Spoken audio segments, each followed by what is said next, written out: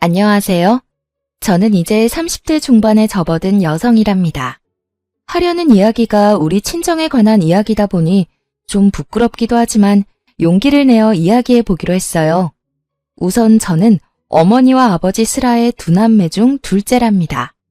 위로 오빠가 하나 있죠. 저희 엄마 아버지는 평가하자면 뭐랄까 아주 계산에 밝은 분들이었어요. 돈에 민감했고 그만큼 다른 사람에게 인색했답니다.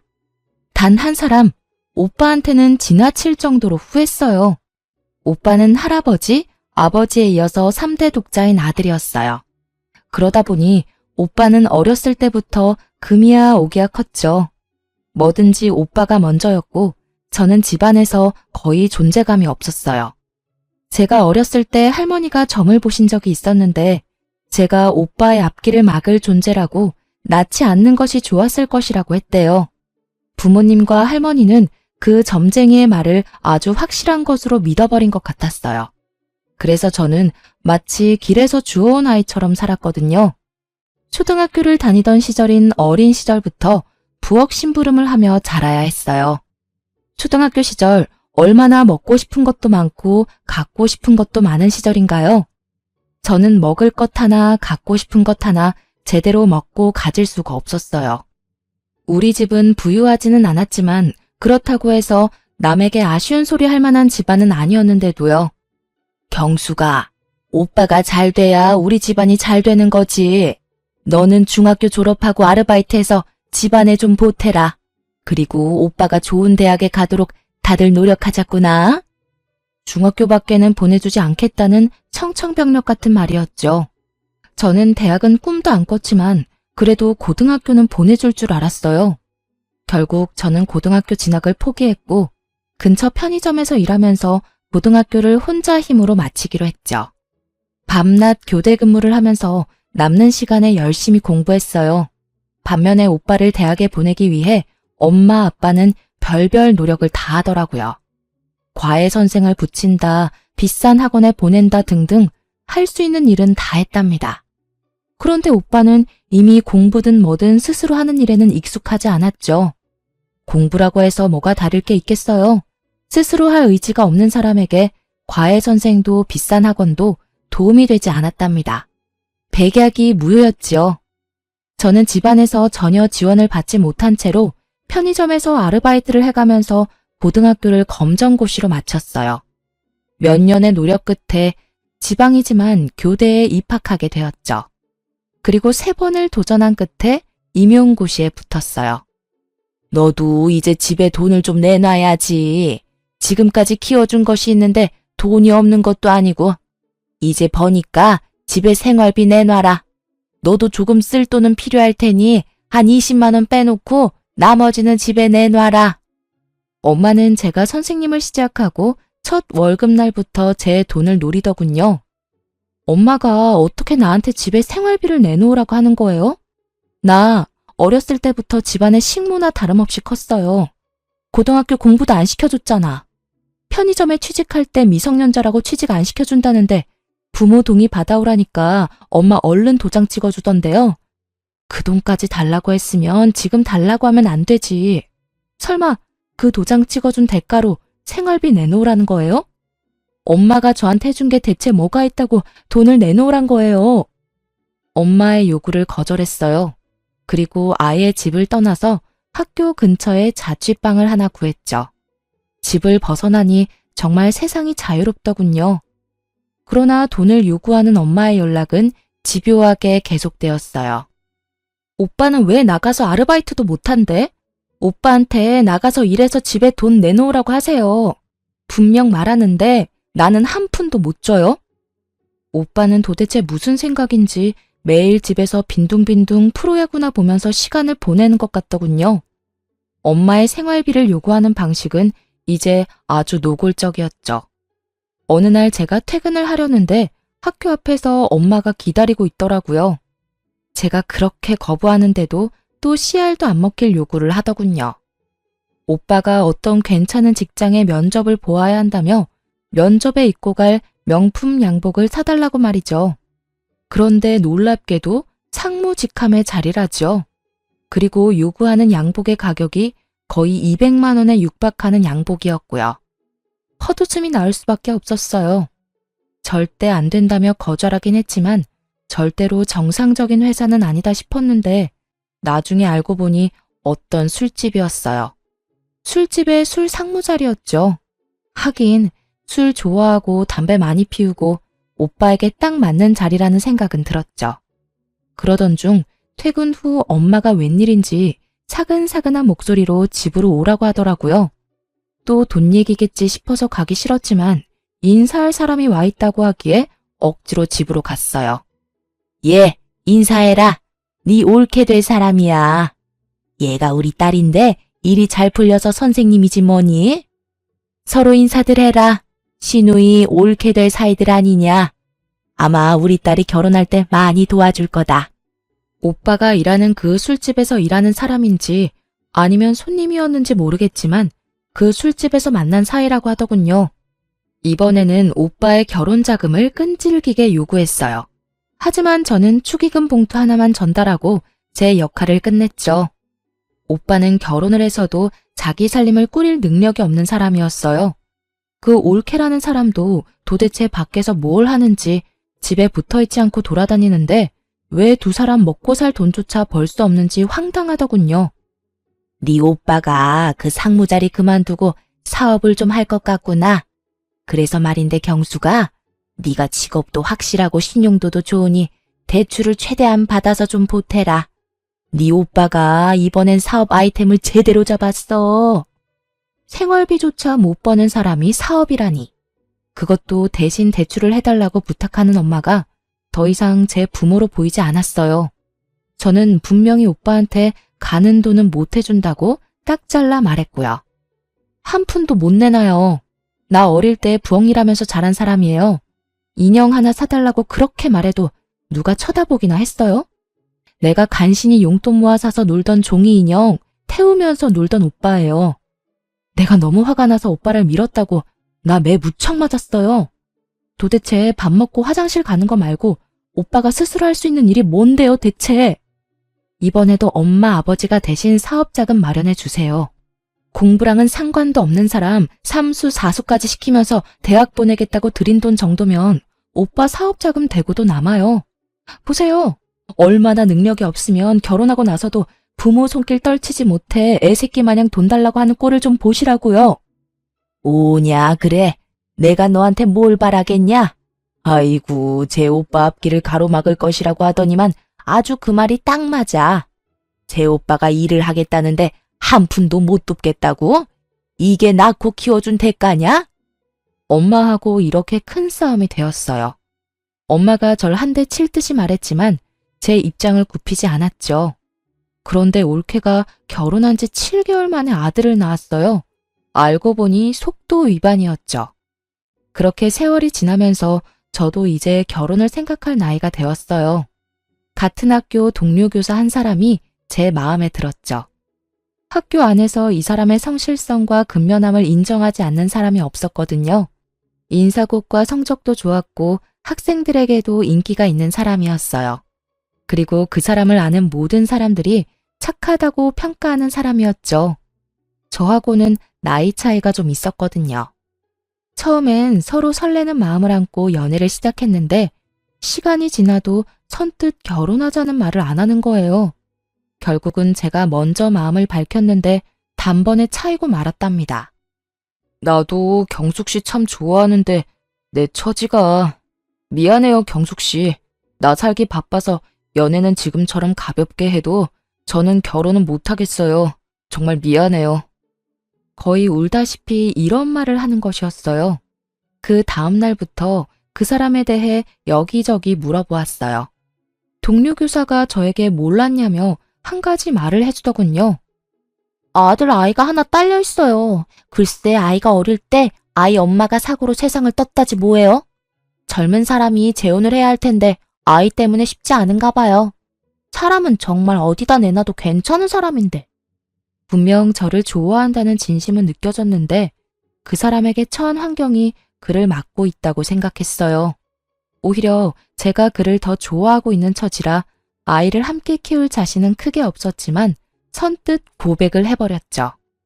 이런 일에 처음부터 자신 있는 사람은 없다고 생각했어요. 가장이 번듯하면 아이가 딸려있건 없건 문제될 게 없다고 생각했고요. 그와 그의 아이를 키우면서 어려움도 같이 헤쳐나갈 마음의 준비를 했답니다. 저희 집에서는 한바탕 또 말거리가 생긴 셈이었죠. 하긴 네 주제에 그런 결혼밖에 더 하겠니? 부모한테 따박따박 대들면서 성질머리를 부렸었더니 아주 좋은 사람을 만났구나. 굳이 반대할 생각 없다. 네 마음대로 하려무나. 하지만 결혼 준비는 네가 다 알아서 해라. 네 오빠 결혼시켜서 돈도 없지만 말이다. 그렇게 그 사람과 100년 가약을 맺었답니다. 아이는 초등학교 1학년이었는데 눈이 똘망하니 귀여운 아이였어요. 신혼여행을 갔다 와서 친정이랍시고 인사를 갔는데 하다못해 사위 대접할 음식 하나를 제대로 만들어 놓지를 않았더군요. 제가 미안해서 남편에게 얼굴을 들 수가 없을 정도였어요. 그리고 어쨌든 제가 키우게 된 아이니 집에 인사를 시켰죠. 오빠의 아들과 내 아이에 대해서 차별은 뭐 보나 마나였죠. 아이는 둘인데 과자는 한 봉지만 사와서 어린 조카만 먹이는 것이었어요.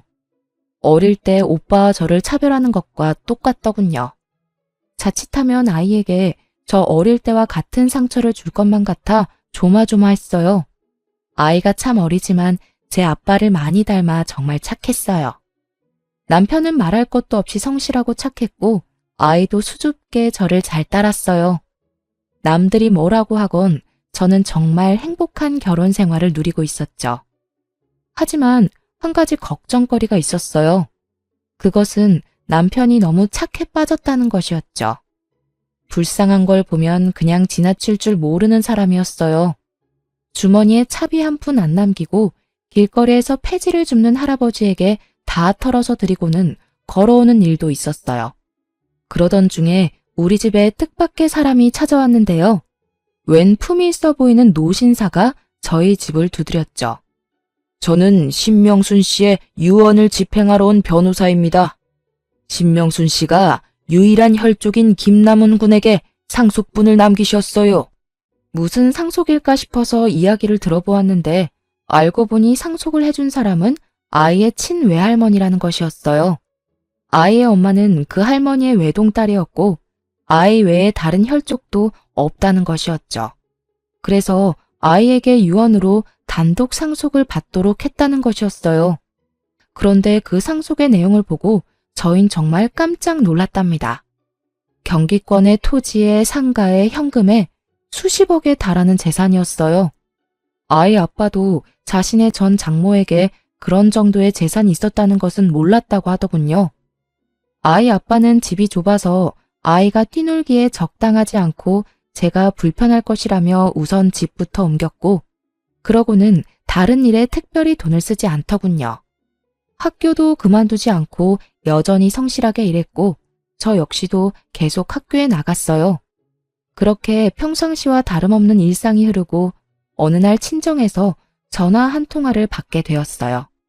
남편과 함께 친정에 가보니 그야말로 난리가 났더군요. 아이고 내 팔자야. 같이 사업을 하겠다기에 여기저기서 빚을 얻어서 3억이나 만들어 주었더니 그걸 들고 튀어버렸어. 이 썩을 며느리년이. 아이고. 네 오빠 사업할 돈이었다. 아이고. 그걸 몽땅 가지고 날라버렸어. 내가 사람을 미리 알아보았어야 하는 건데. 엄마가 땅을 치고 울고 있었고 아버지는 창가에서 담배만 피우고 있었어요. 도대체 우리 가족들 능력으로 어떻게 3억이나 되는 돈을 마련할 수 있었는지 알 수 없는 일이었어요.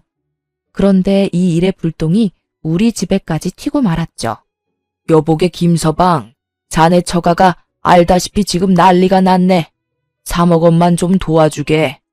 자네 입장에서 3억 원은 별 큰 돈은 아니지 않나. 꼭 좀 도와주게. 예, 경수가, 네 남편한테 말 좀 해봐 어서. 제게 부탁하면 씨알도 안 먹히니 마음 약한 남편을 건들기 시작했어요. 설마 착한 제 남편이 그러겠다고 말이라도 해버릴까봐 단번에 싫다고 거절했죠. 지금 그걸 말이라고 해요? 3억이 어디서 났는지 모르겠지만 3억을 관리 못한 오빠 책임이지 왜 우리한테 빌려달라 그래요? 돈 앞에서 치사하게 굴 때는 언제고 우리 식구한테 요구할 입장이 된다고 생각해요? 오빠가 스스로 일을 해서 벌어서 써야죠. 그놈의 사업할 주제도 안 되면서 그저 남 밑에서 일하기 싫어서 그깟 사장 소리 들으려고 사업하는 거 정말 우습지도 않아요? 올케라는 사람, 그 사람도 술집에서 만났다며. 그럼 이런 일 일어날 줄 몰랐다는 게 말이 돼? 앞으로 이 지긋지긋한 집이랑 인연 끊을 테니까 돈 빌려달라는 말 다시 꺼내기만 해봐. 그리고 우리 남편한테 몰래 연락해서 돈 달라고 압박 주기만 해봐요. 그땐 진짜 가만 안 있어. 다 뒤엎어버릴 테니까. 내 말 잘 알아들어요? 제가 아주 단호하게 거절을 하니까 집요하게 조르던 부모님이 일단 물러서더군요. 저는 이렇게 친정집으로부터 더 멀어지고 있었어요. 엄마, 아버지도 그리고 그 한심한 오빠도 더 이상 보고 싶지가 않더라고요. 착하디 착한 남편은 또 가족끼리 그러는 거 아니라고 저를 설득했고요. 저는 남편한테 착한 것이 나쁜 것은 아니지만 무조건 착한 것도 문제가 될 수 있을 것이라고 따끔하게 일렀죠. 그런데 그 무렵 친한 친구한테 전화를 한 통화 받았어요. 예, 경수가, 이게 얼마만이니? 너 결혼식 때 보고 이게 처음인가 보다. 얼마나 깨가 쏟아지길래 이렇게 연락이 없니? 저는 그동안 직장 다니랴 아이 키우랴 정신이 없었다고 친구한테 미안하다고 사과를 했는데 뜻밖의 대답이 들려왔어요. 예, 나 말야, 네 오빠 제주도에서 봤는데 꽤 고급 호텔이었거든? 그런데 네 오빠랑 네 부모님까지 다 같이 있는 것 같더라. 너 알고 있나 싶어서 연락했어. 저는 웃으면서 친구한테 잘못 본 거 아니냐고 되물었죠. 친정 상황이 그런 비싼 곳에 드나들 상황이 아니라고 말이에요. 그랬더니 친구가 두 눈으로 똑똑히 보았다며 셋이 지금 어디에 머물고 있는지 꼭 확인해 보라며 당부하더군요. 전화를 끊고 곰곰이 생각하다가 결국 친정집으로 가보았죠. 정말 황당하게도 다른 사람이 살고 있더라고요. 저한테 알리지도 않은 채 이사를 한 것 같더군요. 그럼 친구의 말이 맞다는 건데 3억이 없어 구걸하던 가족들이 갑자기 고급 호텔이라니 너무 찝찝한 건 어쩔 수 없더라고요. 남편에게도 이 사실을 알렸더니 갑자기 제게 충격적인 말을 건네더라고요. 여보, 갑자기 가족들이 전부 이사를 간 거 있죠? 아무리 연 끊고 살겠다고 내가 먼저 말은 했지만 이사 간 것도 말 안 하고 연락 두절된 게 가족이라고 할 수 있을까요? 당신은 혹시 뭐 들은 거 없어요? 사실 당신이 싫어할까봐 말을 못했는데 처남댁이 사업을 한다고 해서 돈을 빌려준 거 사실 나였어. 그리고 그걸 처남댁이 들고 사라졌다고 해서 해결해준 것도 또 나였고. 미안해. 처가는 어려운 것 같은데 당신은 죽어도 반대할 것 같고 해서 나중에 이야기해서 이해받아야겠다고 생각하고 그렇게 했었어. 미안해. 정말 미안해. 그러니까 처음에 오빠와 올케가 같이 사업을 하겠다고 해서 빌려준 돈 3억? 그걸 올케가 들고 튀었다면서 또 빌려간 돈이 또 3억이라는 것이었죠. 합쳐서 자그마치 6억이었어요. 이제는 저도 남편의 그 대책 없는 착한 성격에 대해 참을 수가 없었어요. 여린 사람이라는 것을 알면서도 대체 왜 그런 큰 돈을 제게 말도 없이 해줬는지 남편에게 큰 실망을 하고 말았어요. 6억이 6만 원인 줄 알아요? 당신 정말 왜 이렇게 내 말 안 들어? 그 돈이 거기 가서 쓸모 있는 곳에 쓰인다면 내가 말을 안 해. 보나마나 되지도 않을 사업에 투자해버리고 날릴 돈이었다고. 도대체 내가 우리 친정 도와달라고 말한 적 있어요? 왜 시키지도 않은 짓을 해서 날 이렇게 난처하게 만드는 거예요? 지금 내 속이 얼마나 끓고 있고 나문이한테 미안한 줄 알아요? 제발 그 성격 좀 고쳐요. 네? 무턱대고 착한 것만이 능사가 아니라고요. 착한 남편은 그저 미안하다는 말만 계속하더라고요. 친정 식구들이 결국 착하디 착한 남편의 성격을 이용해 저를 그리고 우리 집을 속인 것이었죠. 돈이란 거 그거 부질없는 거야. 돈 때문에 그렇게 화내지는 마. 당신답지 않아. 돌아올 돈이라면 다 돌아오게 되어 있어. 어쨌든 그냥 드린 건 아니고 빌려드린다고 분명 말했으니 일평생을 두고 천천히 받으면 될 거 아니겠소? 그 이후로도 남편은 별 걱정이 없어 보였답니다. 그저 평상시와 다름없는 일상을 살았고 또 저만 속을 끓이고 말았죠. 남편과 아이에게 미안해하면서도 그만한 돈을 턱 친정 식구들에게 내어준 남편에게 바가지를 긁었답니다. 그러다가 저까지 그냥 있을 수만은 없다는 생각이 들었어요. 돈을 6억이나 떼어놓고도 착해 빠지기만 한 남편을 대신해서 아름아름 친정 식구들의 소식을 알아보기 시작했어요. 쉽지는 않았지만 돈을 써서 알아보니 금방 찾게 되더군요. 서울에 위치한 호화 빌라에서 떵떵거리며 사는 것 같더군요. 착해 빠진 남편은 제껴놓고 저 혼자 친정으로 찾아갔죠. 초인종을 누르자 안에서 화면으로 저를 본 엄마가 놀라더군요. 그런데 그 순간 계단을 올라와 친정 쪽으로 걸어오는 누군가의 얼굴에 소스라치게 놀라고 말았습니다. 돈을 들고 튀었다던 그 올케란 년이 손에 명품 로고가 붙은 쇼핑백을 잔뜩 들고 집으로 들어오다가 저에게 딱 걸린 거였죠. 올케를 붙잡아 세우고 같이 들어가기 전까지는 집에 못 들어갈 거라고 엄포를 놓았어요. 그냥 엄포가 아니라 정말 한 발자국도 물러설 생각이 없었거든요. 올케는 집으로 들여야 했으니 결국은 엄마가 문을 열었죠. 아버지와 오빠가 저를 보고 귀신을 본 듯 놀라더군요. 집에 와서 남편에게 친정 식구들의 소재지를 알아냈다고 이야기해 주었어요. 남편이 알 수 없는 미소를 띠더군요. 여보가 직접 알아낼 줄은 몰랐네. 그 돈 빌려드리면서 계속 사람 붙여서 당신 친정 식구들 움직이는 거 관찰하고 있었어. 당신이 괜한 고생을 했네. 저는 남편의 이런 말에 의아할 수밖에 없었답니다. 그러면서 남편이 제 앞으로 서류 봉투를 하나 내미는 것이었죠. 서류를 살펴보니 차용증이더라고요. 3억 원짜리 차용증 2장이었어요. 모두 공증까지 된 법적으로 완벽한 효력을 발휘할 증서라고 적혀 있었죠. 거기다가 아버지와 엄마, 오빠와 올케가 연대 채무자로 설정해 놓았더라고요. 나는 당신 친정 식구들이 당연히 이 돈을 떼어먹을 것이라고 생각했었어. 얼마 안 지나서 연락도 없이 이사하셨다는 것도 알았고 다 알고도 당신한테 말을 안 한 건 당신 신경 쓰이지 않게 내가 알아서 다 해결하려고 했었고 그러니까 너무 화내지 말고. 내가 어떻게 화를 내겠어요. 어떻게 그런 생각까지 할 수 있었어요? 그냥 물러빠진 줄로만 알았는데 다시 보이네요. 제가 그 차용증 사진을 찍어서 엄마 핸드폰으로 보냈어요. 이 차용증을 근거로 법적 대응을 할 것이니 알아서 처신하라고 말이죠. 엄마가 다음날 우리 집으로 찾아와선 허리를 굽히며 말하더라고요. 아유, 차용증까지 썼는데 우리가 설마 돈 떼어먹겠니? 그 돈 갚을 생각이었다. 그러니 사위한테도 걱정 말라고 해라. 그리고 무슨 부모 자식 간의 법적인 대응이냐? 그런 말 말고도 우리 이제 왕래하며 지내자꾸나.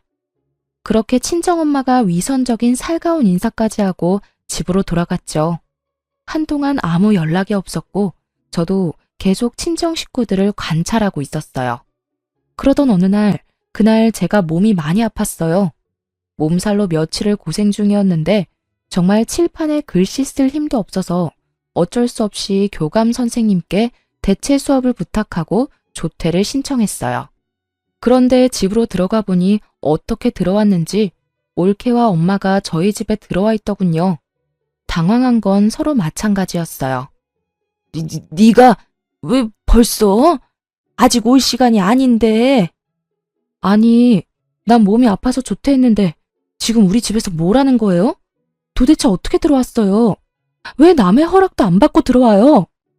그런데 당황하던 엄마와 올케가 득이양양한 미소를 짓고 말했어요. 다 들어오는 방법이 있지. 그나저나 네가 그렇게 내세우던 차용증이 이제 우리 손에 있구나. 저는 순간적으로 차용증이 있었던 서재로 향했답니다. 남편의 책상 서랍 잠금 장치가 부서져 있었고 그 안에 있던 차용증이 둘 다 사라져 있었죠. 차용증을 손에 넣은 올케와 엄마는 아주 의기양양하게 집에서 나가더군요. 도어락 비밀번호를 어떻게 알았을까 싶었어요. 올케와 엄마가 그렇게 돌아가고 퇴근한 남편에게 말했어요. 차용증을 훔쳐갔다고 말이에요. 남편이 서재를 보더니 한숨을 쉬더군요. 걱정하지 마. 내가 다 알아서 할 테니까. 아무래도 일을 좀 더 빨리 진행시켜야겠네. 그러더니 어딘가에 전화를 걸어서 질문을 몇 가지 하더니 설명을 들은 남편은 고개를 끄덕이며 겉옷을 챙기기 시작했어요. 잠시 나갔다 오겠다던 남편은 어떤 신사분하고 같이 들어오더니 제게 얼른 친정으로 가자고 말하더군요. 영문도 모른 채 일단 남편을 따라 나섰죠. 친정으로 가자 의외로 쉽게 문을 열어주더군요.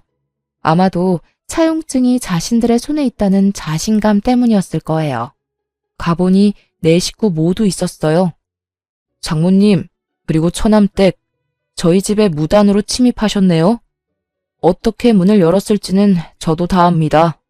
당신들 뒤에 붙여놓은 사람들이 전부 낱낱이 말해줬거든요.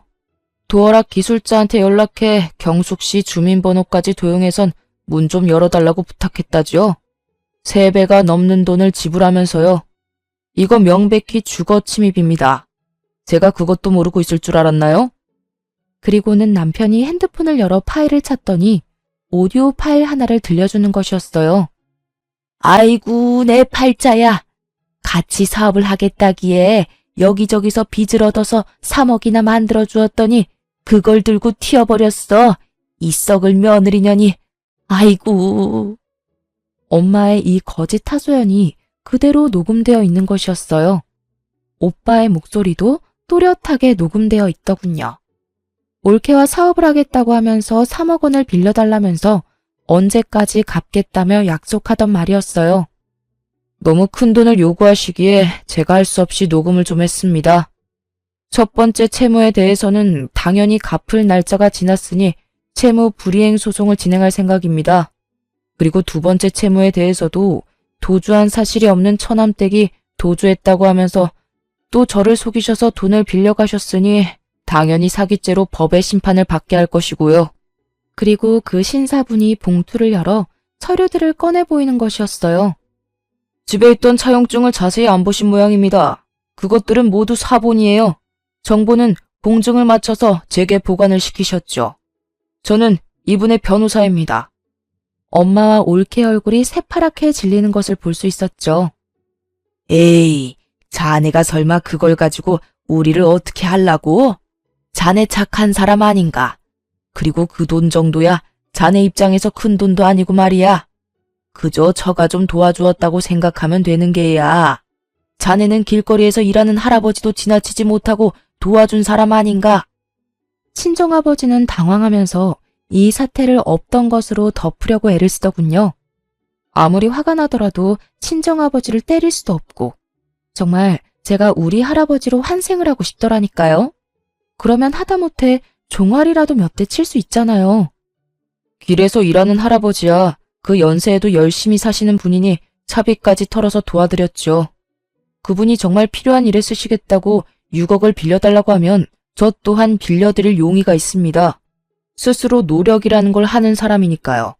그런데 지금의 경우는 그 경우하고 완전히 다른 것 같은데요. 이렇게 말하는 남편이 마치 처음 보는 사람 마냥 낯설게 느껴지더군요.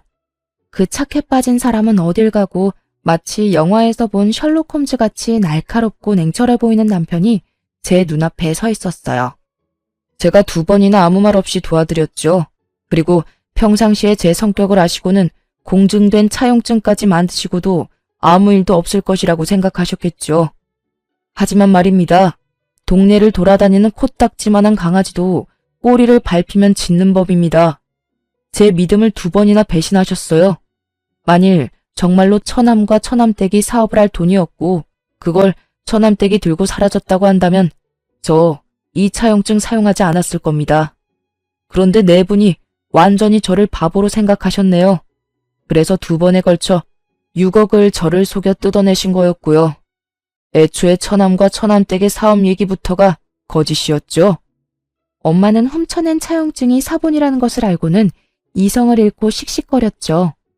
거실을 이리저리 돌아다니면서 분을 삭히려고 하는 것 같았어요. 오빠랑 올케는 무릎까지 꿇고 천처를 부탁한다며 애절하게 빌더라고요. 우는 소리 듣기 싫었던 저는 코웃음 치며 말했죠.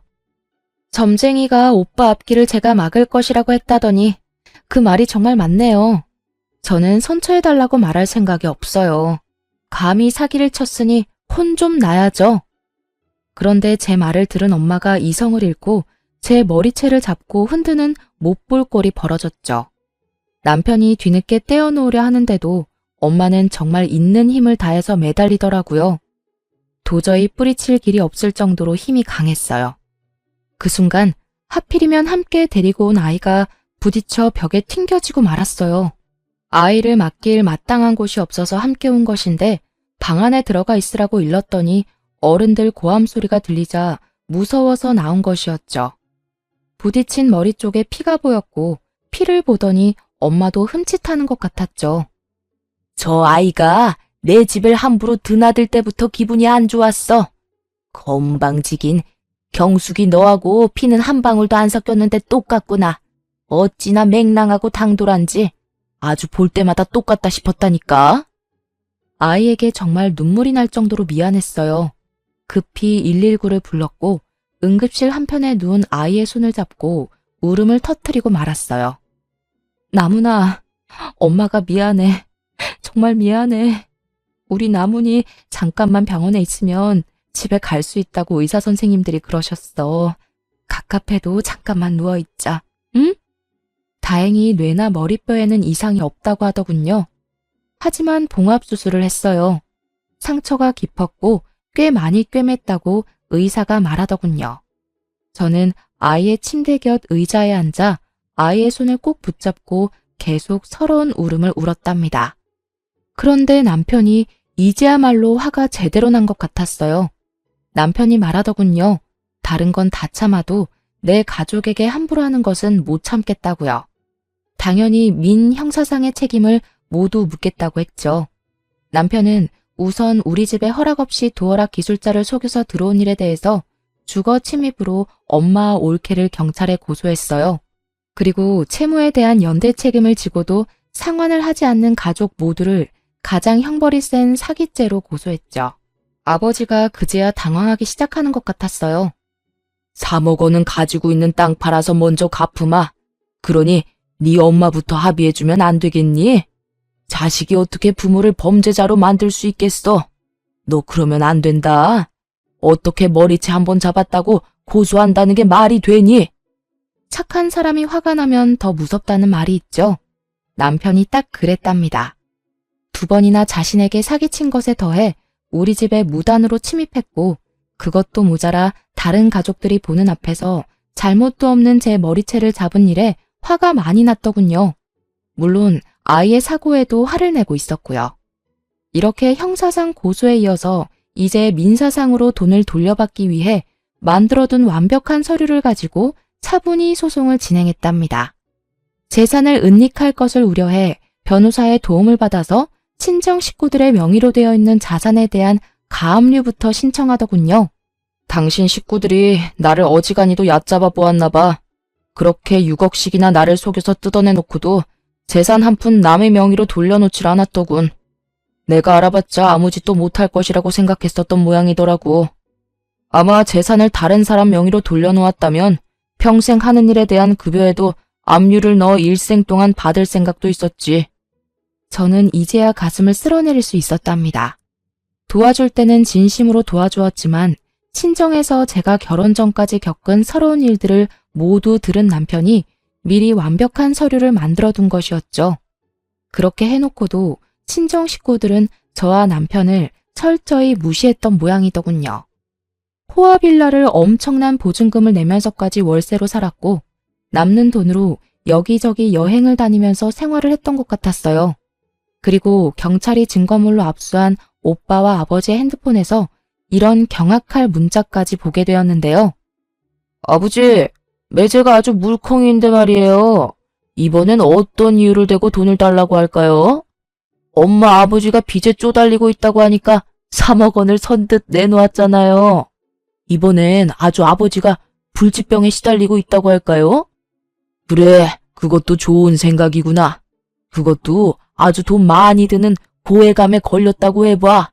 그러면 아마 그 물컹이가 지갑을 또 열 거다. 빌려간, 아니 사기친 돈으로 호화 생활을 하며 떵떵거리던 친정은 이제 폭망할 처지에 놓이고 말았어요. 그런 친정 부모와 오빠에게 제가 한마디 해주었어요.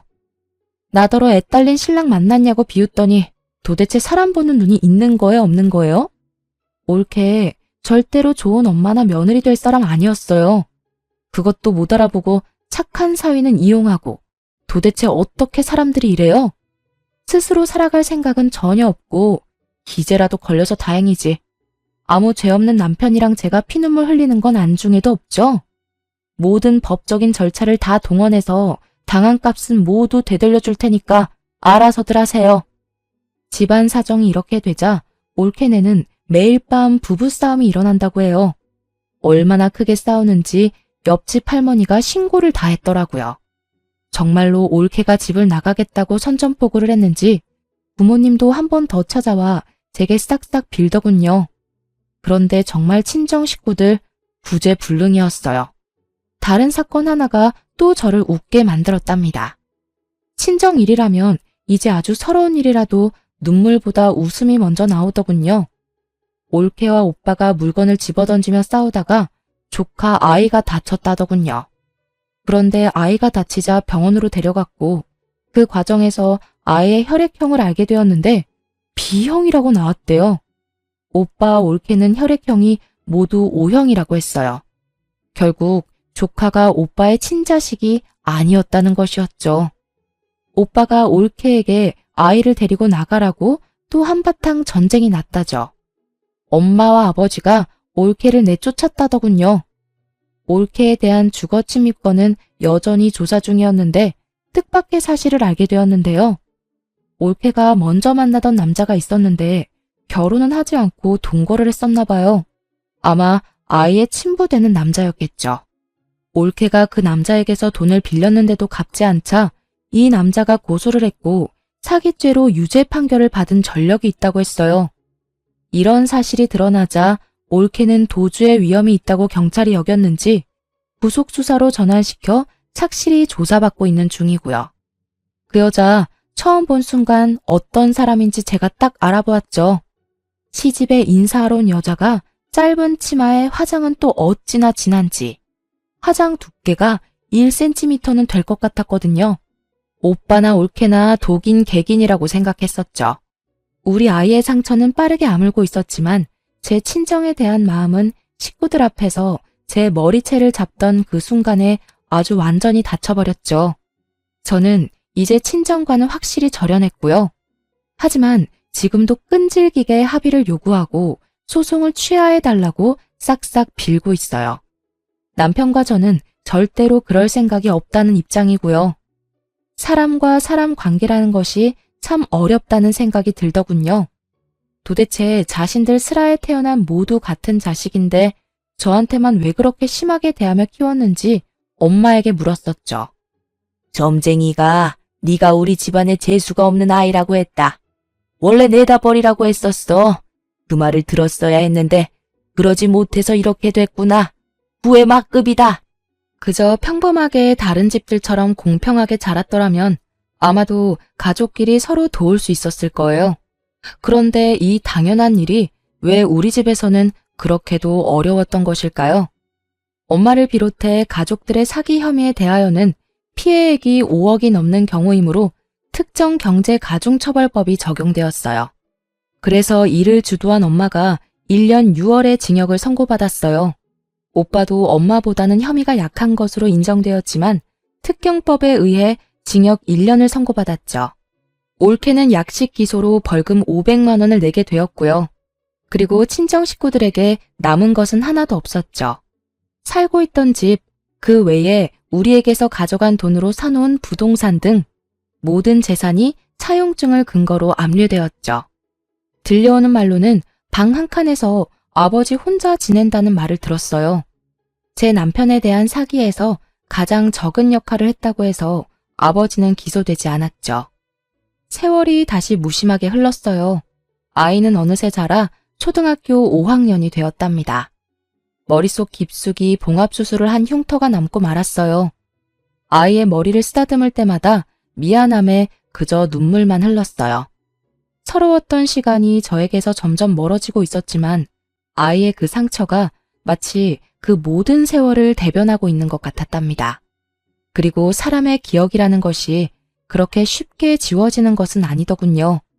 어렸을 때부터 시작해서 아이의 머리가 그렇게 다칠 때까지의 과정이 자꾸만 생각나지 않을 수 없었어요. 제가 무얼 어쨌다고, 도대체 집안에 무슨 죄를 지었다고 그렇게까지 증오를 표출했는지 정말 알다가도 모를 일이었어요. 사기죄로 검찰이 엄마를 기소하고 재판을 받는 과정에서도 재판부에 빌긴 했지만 가끔 저와 눈이 마주칠 때 그 눈빛으로 보아 결코 진심으로 잘못했다고 생각하지 않는다는 것을 알 수 있었죠. 최근엔 우리 가정에 경사 하나가 생겼답니다. 다름 아니라 제가 임신을 하게 된 것이었어요. 차별, 생각만 해도 끔찍한 그 일을 혹시 제가 저지르지 않을까 내심 큰 걱정이 되었어요. 내가 우리 나문이하고 이제 곧 태어날 아이를 조금이라도 차별하는 일이 생기지 않을까요? 나도 사람이고 무엇보다 핏줄이라는 게 무서운 거라서 내가 조금이라도 그 사람들을 닮지 않았을까 걱정이 되거든요. 아이를 가졌다고 마냥 기쁠 수가 없어요.